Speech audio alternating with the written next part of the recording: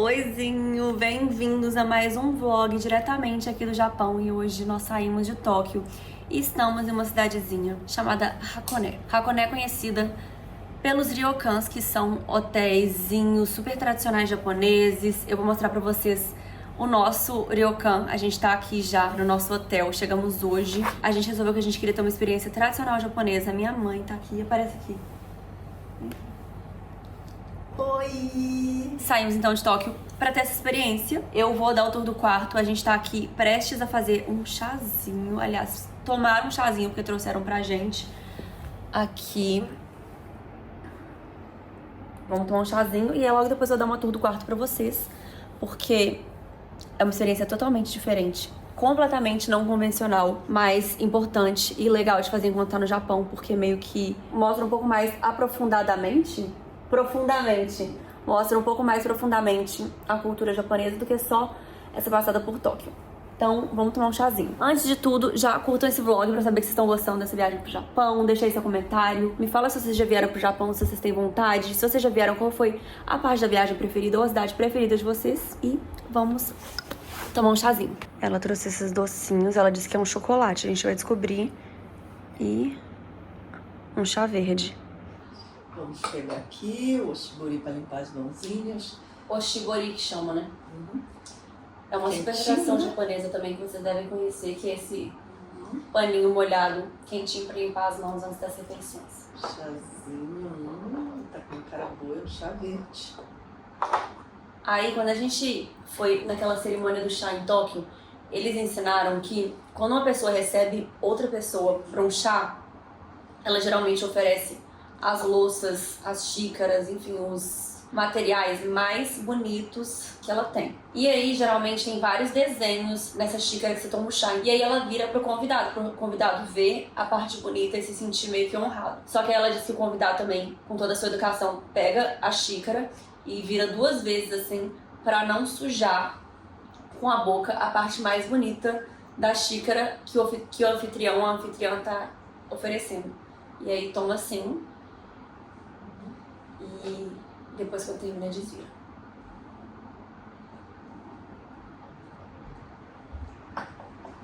Não me olha assim que eu vou rir.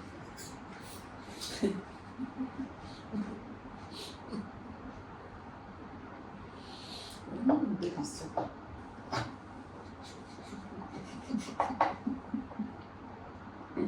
Tô morrendo. Se a senhorinha vier aí, ela vai morrer de rir.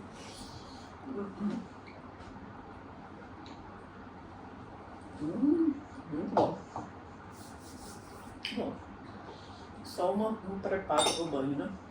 Já já a gente tem um banho termal. Os hotéis aqui tem essa tradição também de ter ofuros, que são esses banhos comuns assim que os hóspedes podem tomar.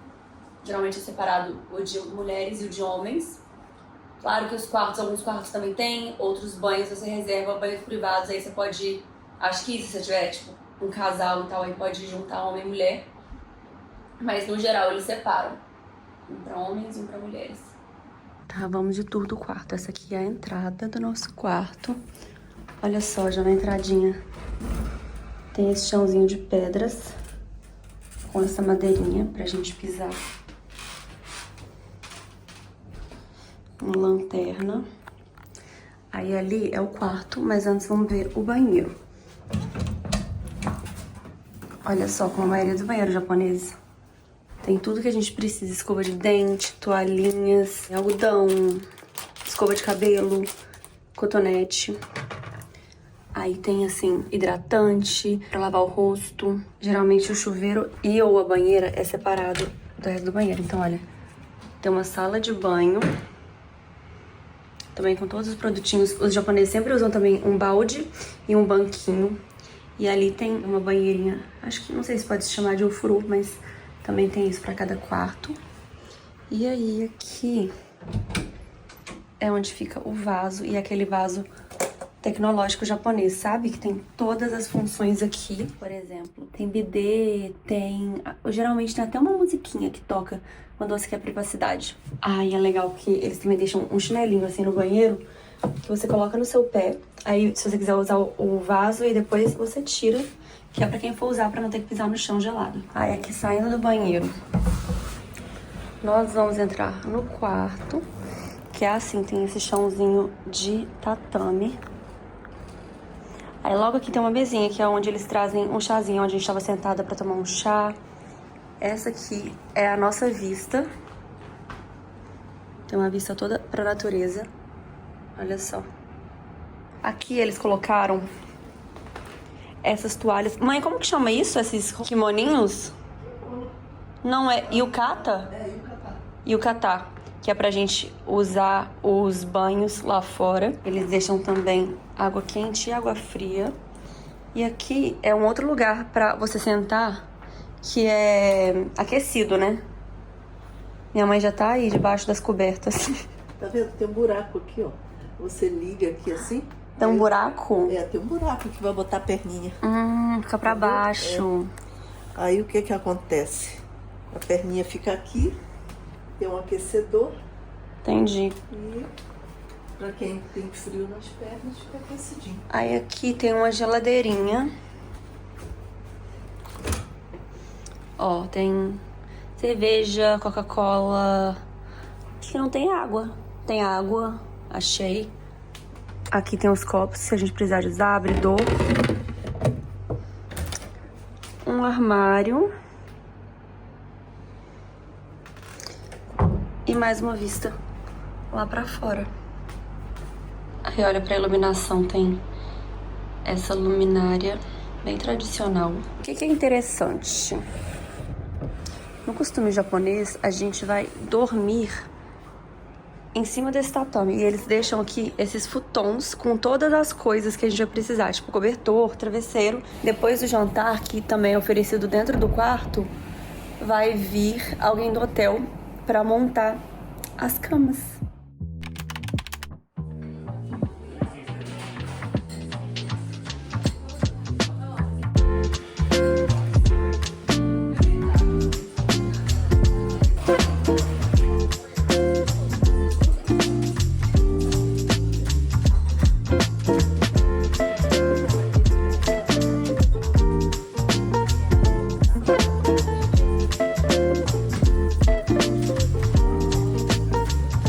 Viemos almoçar em um restaurante de gyoza que se chama Gyoza Center, que fica aqui numa área da cidade que tem mais uns comérciozinhos, porque perto do hotel só tem um hotel e natureza e outros hotéis. Pedimos esse gyoza de carne de porco e esse de camarão, um arrozinho, vem com uma saladinha, uma sopinha de miso. E cheers!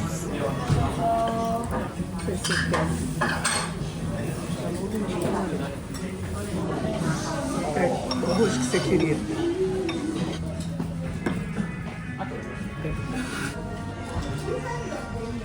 A cidadezinha é toda assim, ó.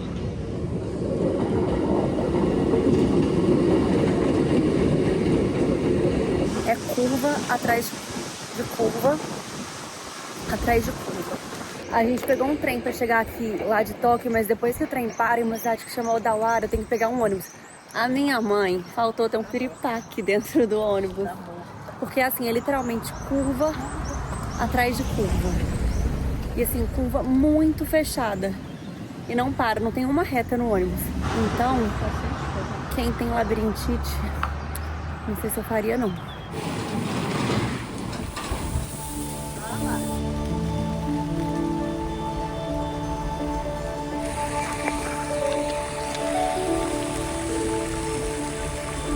Mãe, olha quem tá aqui.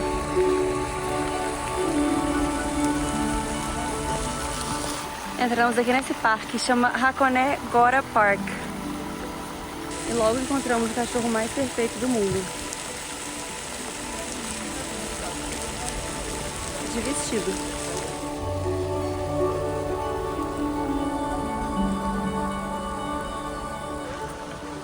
A Dilma quase desmaiou subindo o morrinho.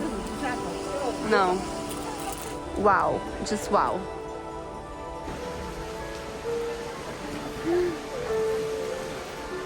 Muito bom. Minha mãe adora uma estufa.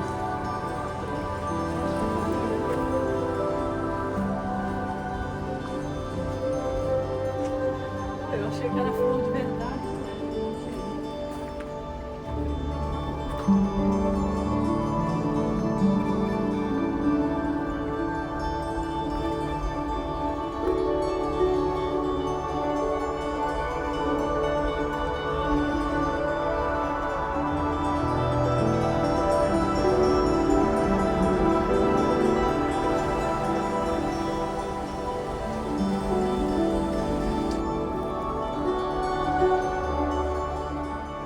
Olha ela pedindo uma foto com a árvore e se aventurando na pedra.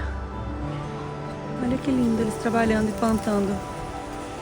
Me lembra muito minha avó, ela colocava essa proteção no braço, um avental e um chapéuzinho assim. E ficava horas plantando. Uma cerejeira floresceu antes da hora. Uma japonesa.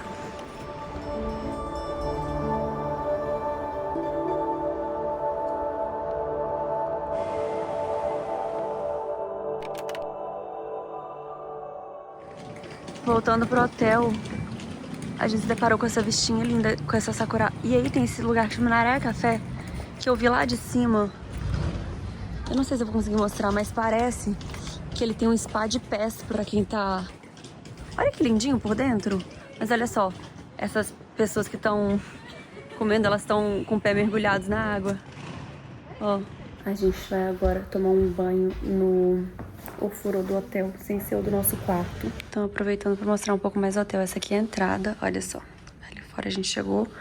E aí, como todos os hotéis japoneses tradicionais, a gente tira o sapato aqui quando a gente entra pra pisar aqui, ou de meia ou com esses chinelinhos. Aí aqui tem várias coisas de artesanato japonês. É um silêncio. Eu que tô fazendo barulho falando.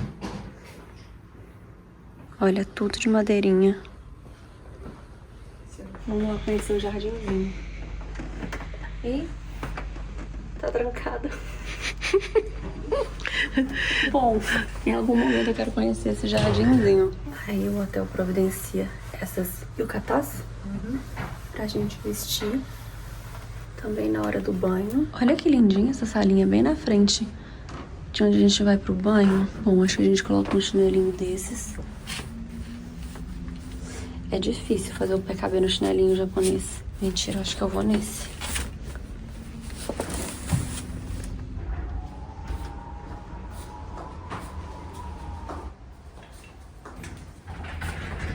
Bom, vamos lá. Eu não sabia que era no aberto, porque tem lugares que são fechados, tem alguns que são abertos. Eles vão conhecer.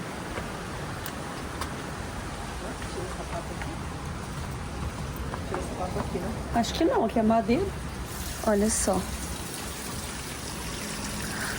Com essa vista. A minha mãe não quer ficar... Porque... Gente, a gente tá entendendo que esses banhos japoneses tem que tirar a roupa. É a tradição, mas tipo assim... Literalmente. Dá pra ver os prédios daqui. E olha o vento do caramba. Eu estou indo. Quero nem saber.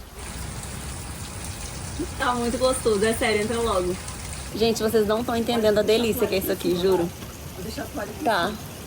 Eu não tô aguentando por isso. Mãe, se comporta como uma japonesa sutil e delicada. Tá, então eu vou ficar. Konbanwa. Konbanwa. Oyasumi nasai. Onegai shimasu.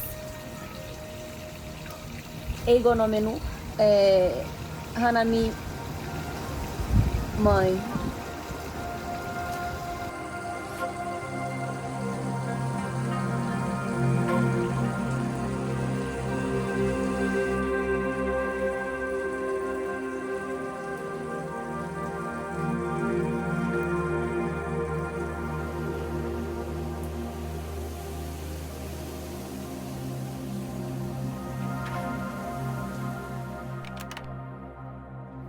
Já estamos de banho e tomada no quarto. Chegou um momento muito importante, que é o jantar. Eles servem no quarto mesmo e já começaram a trazer várias coisinhas.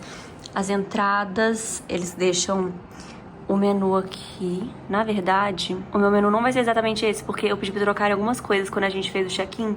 Mas esse é o menu da minha mãe, eu acho. Bom, vamos aos pratos. Olha só, isso aqui é tudo as entradinhas. Olha só, eles preparam tudo com muito capricho. Isso aqui é um licor de ameixa.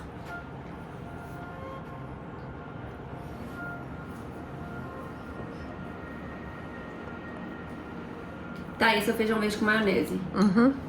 Você come, pode comer que você come. Você já comeu? Já provei e achei delicioso. Né? Bom. Tem algum outro ingrediente? Será que é um pimentão? Missô. Aonde?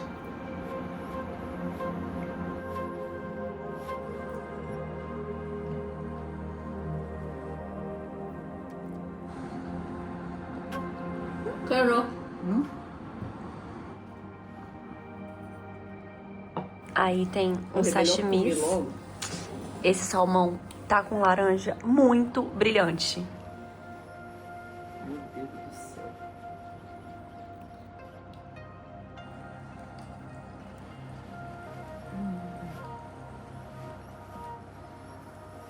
É como um omakase, tipo, é tudo muito lindo, mas é tanta comida que a gente vai ficando assim, ó, meu Deus, eu não sei se eu consigo mais.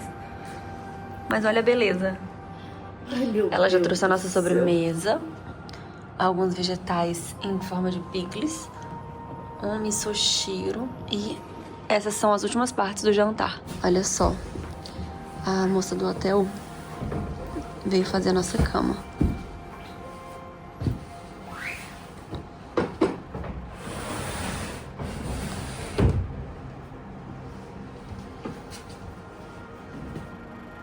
Olha que delícia que a gente vai dormir nessa Tô muito cama. animada. E como num passe de mágica, temos caminhas prontas e um edredom bem grosso, porque tá frio aqui no quarto. Bom, já estamos aqui na nossa caminha no tatame. Olha, bem baixinha. E aí, eu resolvi entrevistar minha mãe Sim, Piriri. sobre a história da família japonesa. Conta a história da família japonesa. Qual a história? Da nossa família japonesa, como eles foram parar no Brasil e tal, tudo. Mas assim, de uma maneira mais ou menos resumida pra não ficar uma coisa muito longa que não vai caber no vídeo. Menina, mas você tinha que me preparar antes. De acho. Não. Não. Assim não, já tava até quase dormindo. Não, vamos contar. Da história da minha família. Bom, a história da minha família, em resumo, é: meu pai tinha o sonho de desbravar e ir para umas terras distantes, né? Não é bem isso. Hã? Não é A bem história isso? vai muito mais antigamente. Mais antigamente? É. Começa na família Dos Maroca? irmãos, aham. Ave Maria. Começa na família Mizoguchi. Então tá. Você quer que comece lá, né? Então, a minha família Maruoka, ela começou com o meu avô. Por quê? A minha família de sangue mesmo seria Mizoguchi. Era uma família de samurais que tinha um filho mais velho. No japonês chama Totori, que é a pessoa que herda e segue com os direitos, com os títulos que a família tem. E o mais velho, naturalmente, assumiu. O mais novo, que era o meu avô, ele não teria esse título na época de samurais, né? Mas era o mais querido. Era o filho preferido do bisavô da minha mãe. E aí o meu bisavô, naquela época, eu não sei explicar qual que era o tipo de negociação, mas ele adotou o nome ou comprou o direito do nome de uma família de samurais Maruoka que estava se extinguindo, não tinha herdeiros. E aí esse meu avô, Yoshitomo, que seria Yoshitomo Mizoguchi, ele passou a ser Yoshitomo Maruoka. Só que nessa época o Japão estava em mudanças, né? E aí o meu avô, ele passou a se dedicar muito à educação, era uma época de muita mudança, né? E ele foi professor, diretor de escola e foi para Tóquio. Eles moravam no sul do Japão. Ele morou em Mizoguchi também. Em Mizoguchi? Em Mizoguchi não, em Miyazaki, perdão. Que é no sul do Japão, na ilha de Kyushu, né? E aí o meu avô teve vários filhos. Teve esse mais velho, depois o meu tio Tatel, um outro tio Masaki, o meu pai Azuma, meu tio Tatel. Salvo engano, teve mais um novo que eu acho que chegou a ser adotado por outra família. Mas ele veio para Tóquio. O que aconteceu é que naquela época não tinha muitos recursos para doenças, né? E a família pegou tuberculose. E o meu avô, para proteger meu pai e meu tio, mandou o meu tio mais novo morar na igreja, mandou o meu pai morar com o avô, que no caso ainda era Mizoguchi, né? Lá para a região de Miyazaki. O meu pai, ainda criança, eu não lembro a idade exata, mas salvo engano ele devia ter uns 5 anos, ficou lá com a avó e de Tóquio para cidade no sul do Japão. Porque ele nasceu em Tóquio, né? Ele nasceu em Tóquio. Aí ele foi para lá, para a ilha de Kyushu e deixou lá brincando com os primos e tudo. E meu avô picou a mula, saiu fora, foi embora, voltou para Tóquio. E o meu pai, quando se deu conta, ele tinha sido deixado pelo pai. Naquela época ele não tinha condições de entender, diz ele que chorou muito, mas a avó, as tias ajudaram muito e Com o tempo ele foi esquecendo e se adaptando. Naquela época não tinha trem, não tinha esses meios de transportes, né? Então ele não tinha outro jeito senão ficar lá. Não sei de a pé ou de cavalo, sei lá. E foi criado junto com as primas, que depois lá ele veio tipo encontrar. 1920 e poucos, né? 1900 e... Ele nasceu em 1911, então devia ser 1916, 17, por aí. E assim ele foi ficando lá. Depois que ele foi crescendo, ele se tornou professor, né? Teve um período longo, que ele deu aulas lá no alto de uma montanha, num lugar chamado Ebino, uma escolinha assim desse tamaninho, né? Um vilarejo lá. E por incrível que pareça, antes do meu pai falecer, já em 1900, eu acho que 86 mais ou menos, eu levei para o Japão e até esse lugar a gente visitou. E por incrível que pareça, essa escolinha, numa cabana lá, um casebrezinho de escolinha, o nome dele ainda estava pintado na parede, num quadro imenso lá na escola, né? E ele ficou tão emocionado nessa época, que ele tinha até tido um AVC. E na época minha irmã tinha feito recomendações e tal, e eu passei o remedinho para ele e tal. Ficou bem. Mas essa é a história do meu pai. Foi professor há muito tempo, né? E até hoje os alunos, assim, lembram dele, sabe? E aí, como foi pro Brasil? Quando jovem, o sonho dele era explorar um lugar que ele pudesse ter o espaço dele, um lugar que ele pudesse educar pessoas, ensinar a língua, enfim. E o sonho dele foi juntar dinheiro para ir pro Brasil. E ele começou a juntar, trabalhando, né? E quando ele juntou uma grana, soube que tinha um projeto de um convênio entre o governo do Japão e o governo do estado do Amazonas no Brasil, 1935, 36 mais ou menos. E aí ele decidiu que ele iria para o Brasil nesse programa. Só que esse programa exigia que ele estudasse durante um bom tempo. É como se fosse meio que um ensino superior, com uma formação múltipla, porque o Brasil precisava de gente para desenvolver aquela região lá do norte do Brasil. Essa escola chamava Kotaku-gakko. Ensinava alguma coisa de agronomia, ensinava alguma coisa de marcenaria, construção civil, em vários segmentos, né? Só que o meu pai foi juntar dinheiro. Quando ele foi se matricular, surgiu a história de que ele não poderia vir para o Brasil porque as coisas estavam mudando, o programa tinha sofrido alterações em função de questões políticas entre o Brasil e o Japão, e ele ia sobrar. O gestor desse projeto, acho que chamava Uetsuka Sensei, alguma coisa assim, ele vendo o esforço do meu pai, ele falou: não, você vai de qualquer jeito para o Brasil. Não vai poder ir com essa titulação de Kotakusei, com os direitos a terras, a alguns benefícios que o programa dava, mas você vai como colono. E aí você vai para trabalhar no Brasil e fazer sua vida lá. E obviamente que era o sonho do meu pai, mesmo não tendo todos os benefícios, ele decidiu ir. E foi. E ralou, e ralou.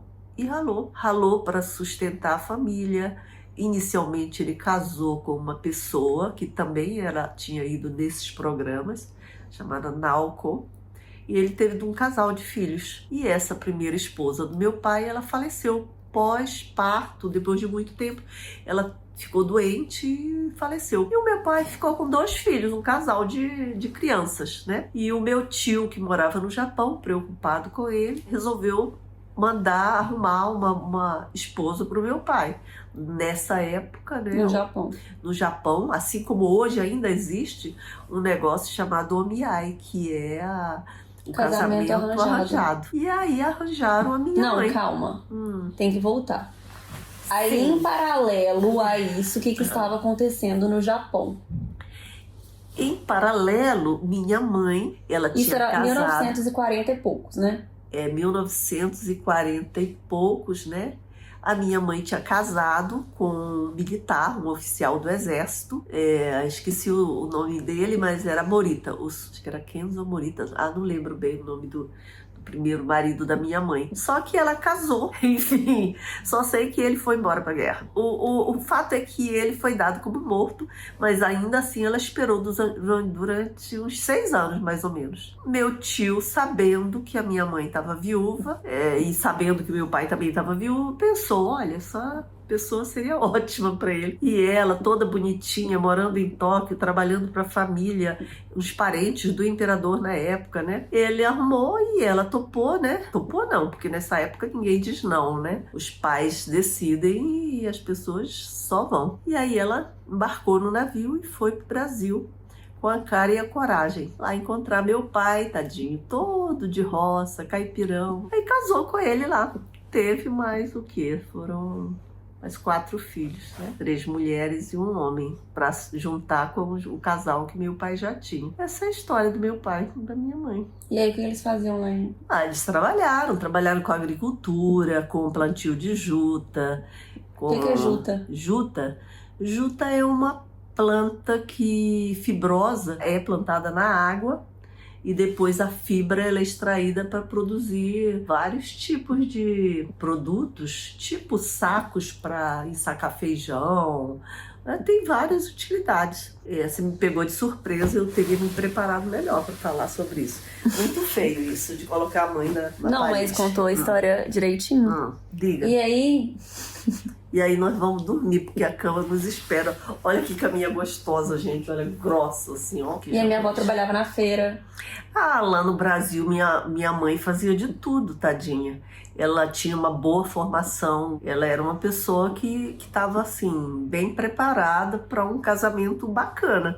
Porque ela trabalhou para a família do imperador. Então, ela sabia fazer coisas que poucas pessoas sabiam fazer. E a minha mãe era muito bonitona, né? Então, quando chega lá no meio do mato, obviamente que ela deve ter sofrido muito, né? De ter que viver lá no meio do mato, no Baixo Amazonas, numa cidade chamada... Primeiro foi para Parintins, eu acho. Bom, ela morou num lugar chamado Juruti, onde eu vivi também, né? Lá ela trabalhou com várias coisas.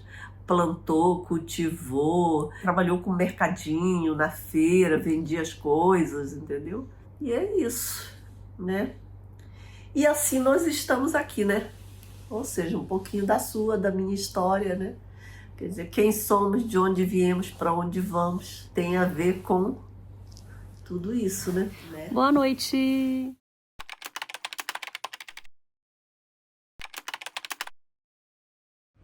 Bom dia com o café da manhã do hotel, que o café da manhã japonês é uma refeição bem completa, com comida assim que na nossa cultura a gente comeria só no almoço e no jantar. Tem peixe, tem misoshiro. Café da manhã com essa vista. E olha a ventania que tá lá fora.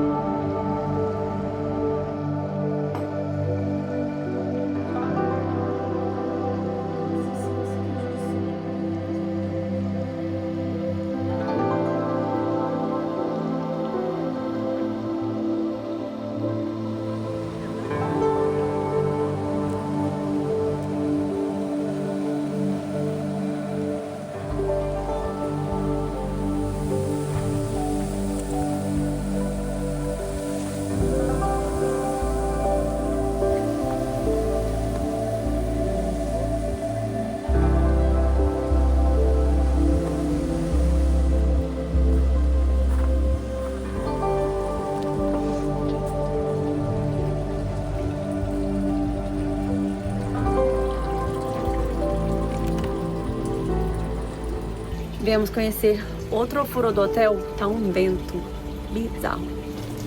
É muito quentinho.